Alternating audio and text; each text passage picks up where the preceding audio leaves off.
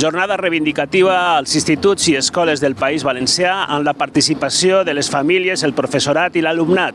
I com a exemple, l'Institut Enric Valor de Picanya. Bé, la jornada d'avui és en pro de l'ensenyament públic. Es constata que portem molts anys amb una tendència de desmantellament del servei públic educatiu i el que fem avui és reivindicar i posar en valor justament això, el que necessitem més recursos i que l'educació pública està en perill d'extinció perquè cada volta ens apretem més, ens ofeguen en burocràcia. En primer lloc, hi ha diverses reivindicacions, òbviament, però jo com a mare d'alumna de l'escola pública, una de les coses en les que jo veig afectada, en primer lloc, el que és la qualitat d'ensenyament de la meva filla, té a veure sobretot en les ràtios que està patint en les seues aules any rere any, any rere any.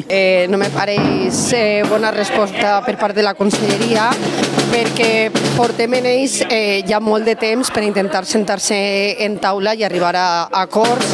Se senten però al final no concreten res. Bé, des d'ESTPB estem acudint a totes les jornades reivindicatives que s'estan produint aquesta vesprada en molts centres educatius per a donar suport a la vaga indefinida que començarà a partir de l'11 de maig i per a continuar pressionant aquesta conselleria per a que realment se senti a negociar, no com este matí.